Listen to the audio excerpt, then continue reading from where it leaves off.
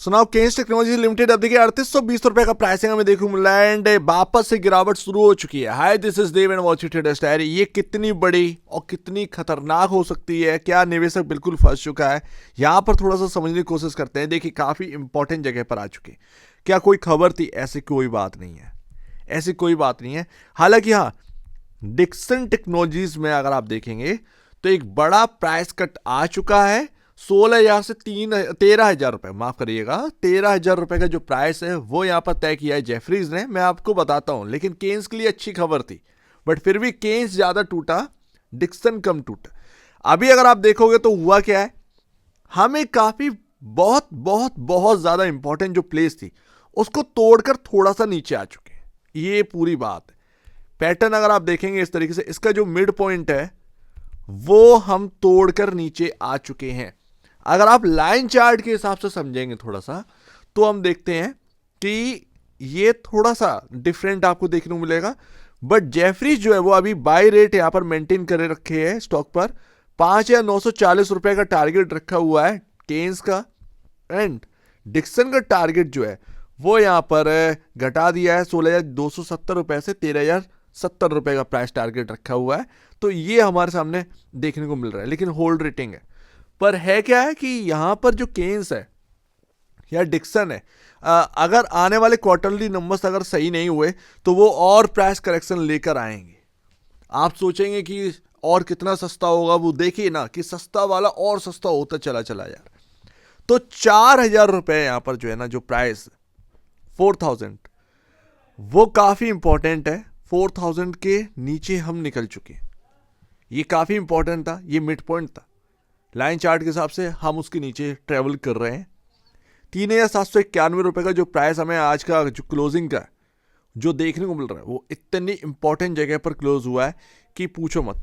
मान के चलिएगा कि बस यही जगह 3,750 ये एक ऐसी जगह रहेगी कि अगर ये बच गया तो ठीक है, और अगर इसके नीचे की क्लोजिंग हमें मिल रही है तो वो बिल्कुल भी ठीक नहीं है। वो प्राइस करेक्शन को और लेकर आएगी। एंड यहां पर कहीं ना कहीं आप देख सकते हैं, समझ सकते हैं कि वो प्राइस करेक्शन हो सकता है, पॉसिबल है कि आपको 2640 तक, उधर एक गैप है। क्योंकि गिरावट वहां रुकती है जहां गैप्स होते हैं, जब एक ऐसी गिरावट चल रही होती है जिस पर कंट्रोल नहीं होता, जो विदाउट एनी रीजन है, लेकिन बस फॉल आ रहा है आ रहा है आ रहा है आ रहा है, तो वो गैप्स पर ही कहीं ना कहीं फिल होती है जाकर। अंतर बहुत बड़ा है। 3,791 रुपए अभी का देखने को मिल रहा है 2640, लेकिन वो तभी होगा जब हम 3,750 3,700 के नीचे की क्लोजिंग जो है वो हमें मिल जाएगी। ठीक है ना, उसके नीचे ही आप हो सकते हैं। एक काफी इंपॉर्टेंट, क्योंकि अगर आप देखेंगे ये पूरे चार्ट पर आपको जो है एक काफी इंपॉर्टेंट जगह देखने को मिल रही है। अगर हम इसको ही तोड़कर नीचे आएंगे तो फिर जाहिर सी बात है वो गिरावट और बढ़ेगी। एंड इतनी एक ऐसी जगह है जहां से घूम सकते हैं, क्योंकि अगर ये टूटा तो एक बड़ा फॉल सामने रखा हुआ है, शायद ये बड़ा फॉल से बचे, शायद ये यहां से घूमने की कोशिश करे। पर है क्या है, वो 4,000 का जो प्राइस है ना, वही एक बहुत बड़ा प्रॉब्लम है। क्या हम उसको क्रॉस कर पाएंगे, तो प्रॉब्लम ही आ जाती है। एंड जो ट्रेंड लाइन थी, हमने जब से उसको तोड़ा है, ये लमसम 5,000 का प्राइस, जो प्राइस है, जब से हमने उसको तोड़ा है, अंधा फॉल आके रखी है, अंधा फॉल आके रखी है। तो ध्यान रखिएगा, ये मिड पॉइंट जो है ना वो हमें समझ में आएगा 3,700 3,750, यही काफ़ी इंपॉर्टेंट जगह है, इससे ज़्यादा कुछ नहीं। इन्वेस्टर की अगर आप पूछेंगे, इन्वेस्टर बिल्कुल भी इंटरेस्टेड नहीं है। 17%, 5 जनवरी, 2 जनवरी को 24, 1 जनवरी को 27%। ये बहुत ही छोटी डिलीवरी क्वांटिटी हमको देखने को मिल रही है, वो भी इतना गिरावट के बाद। इन्वेस्टर कॉन्फिडेंट है नहीं है, जो खरीद रहे हैं वो सिर्फ ये देख के खरीद रहे हैं कि मेला लगा हुआ है, डिस्काउंट है। लेकिन अगर इनका सही बैठ गया और अगर ये वास्तव में यहां से घूम गया तो फिर आप देखिएगा कि इनका सिक्का कैसे पलटता है।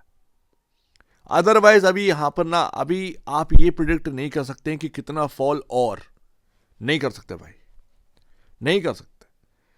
क्योंकि वो दिख रहा है कि हाँ वो 2640 तक, लेकिन क्या इतना आसान है वो 2640 तक आना? वो जब ये 3700 3750 के नीचे आएगा ना, तब देखेंगे कि कितना बड़ा फॉल आ सकता है, कितना तेजी से वॉल्यूम बढ़ रहे हैं। कि वो टेक्निकली अगर टूटा ना तो वो ट्रेडर भाग कर आएगा, सॉर्ट करने के लिए। तो ये तो देखना है कि होता है क्या है आगे।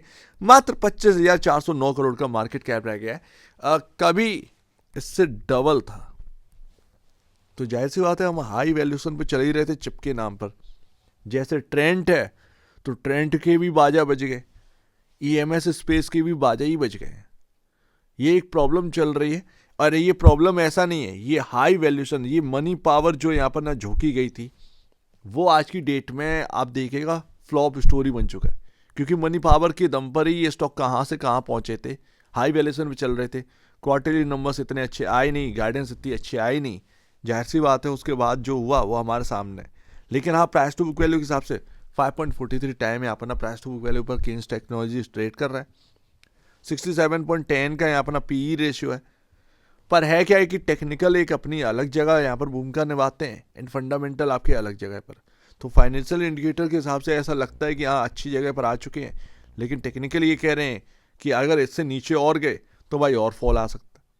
दोनों चीज़ें 5,250 पर आपका मूविंग एवरेज है, जो ग्रीन लाइन आपको देखने को मिली है 50 डेमा, ये आपका यहाँ पर देखने को मिली। 6,000 पर आपका 100 और 200 डेमा है। तो जब तक ये आपका मूविंग एवरेज आपके प्राइस तक नहीं आ जाता ना, कोई ऐसा मूव आ ही नहीं सकता, पॉसिबिलिटी बहुत लो है। एक बार वो जो मूविंग एवरेज है आपके पास पहुंचे, आपके प्राइस के पास जैसे ही पहुंचेगा ना, वो आप देखेंगे दिन बदलना स्टार्ट हो जाएंगे। लेकिन अभी उसमें वक्त, उसमें आपका समय। तो अभी देखते हैं, काफ़ी इंपॉर्टेंट जगह पर क्लोज हुआ है 3,780, यही लो है मेरे ख्याल से। 3,780 3,775 के आसपास का लो है। लेट्स ही देखते हैं यहाँ पर क्या बदलाव आता है, क्या ये बचा पा रहे हैं। इवन बड़ा स्टॉक है तो 3,700 3,785 काफ़ी इंपॉर्टेंट जगह हो जाता है। अगर ये स्टॉक बचा रहा है देन कोई बात ही नहीं है, अदरवाइज इसके नीचे की भी क्लोजिंग मिल रही है तो फिर सारी चीज़ें यहाँ पर ना बिगड़ रही हैं। तो वो करेक्शन जो है वो दोबारा से स्टार्ट हो गया है। काफ़ी दिन तक शांत रहा है स्टॉक, दोबारा से यहाँ पर स्टार्ट हो जाएगा। चाहे वो डिक्सन हो चाहे केन्स हो, ये पूरी ईएमएस थीम जो है ना वो उस पर भारी पड़ सकता है। एंड अगर आप देखेंगे जिनसे ज़्यादा होप थी वही टूट रहे हैं। प्रॉब्लम तो यही है। अच्छा, Q3 के नंबर्स जो है ना, सिर्फ ये नहीं है कि केन्स के और डिक्सन के, इनका जो जिनके लिए ये काम करती हैं उन कंपनियों के अगर नंबर अच्छे नहीं आएंगे Q3 के, तो आप ये समझिएगा इन पर प्रेशर रहेगा। जब वो कंपनियों के नंबर ही अच्छे नहीं आएंगे यानी कि डिमांड में प्रॉब्लम है, सीधी सी बात है, डिमांड में प्रॉब्लम है, तो उतना ऑर्डर वो आपका बनेगा ही नहीं। बात ये आ जाती है ना, ऑर्डर्स आपको मिलेंगे नहीं, उतना इन्वेंट्री रहेगी फिर। इसीलिए ये काफ़ी दिक्कत भरा है यहाँ पर ना समय चल रहा है। देखते हैं, सब कुछ Q3 नंबर्स पर ही डिपेंड है। लेट्स सी देखते हैं क्या रहता है। सो उम्मीद है काफ़ी कुछ आपको समझ में आया होगा। खरीद रहे हैं लेकिन आप फॉल को प्रिडिक्ट नहीं कर सकते, लेकिन चार्ट कुछ और कह रहा है, फंडामेंटल कुछ और कह रहे हैं, एंड यहाँ पर आप जो है प्रिडिक्ट नहीं कर सकते हैं। लेकिन हाँ, बस इतना ही है, जिस जगह पर क्लोजिंग हुई है 3,791 या वगैरह वगैरह, अभी आप ये मान के चलिए 3,700 3,750, बस ये एक काफ़ी इंपॉर्टेंट जगह है। इसके नीचे अगर क्लोज हो जाता है इंटर डे के अंदर, तो फिर कहीं ना कहीं ये एक बहुत वीक साइन कहीं ना कहीं स्टॉक के अंदर लेकर आ सकता है। पॉसिबिलिटी यही है। सो उम्मीद है काफ़ी कुछ आपको समझ में आया होगा। एक बार निवेश से पहले, बेचने से पहले अपने ब्रोकर एडवाइस से जरूर सलाह लीजिएगा। खुद की स्टडी करेगा उससे बेहतर कुछ भी नहीं है। खुद की स्टडी मस्ट है, तो आप दीजिए, बड़ी देखिए बहुत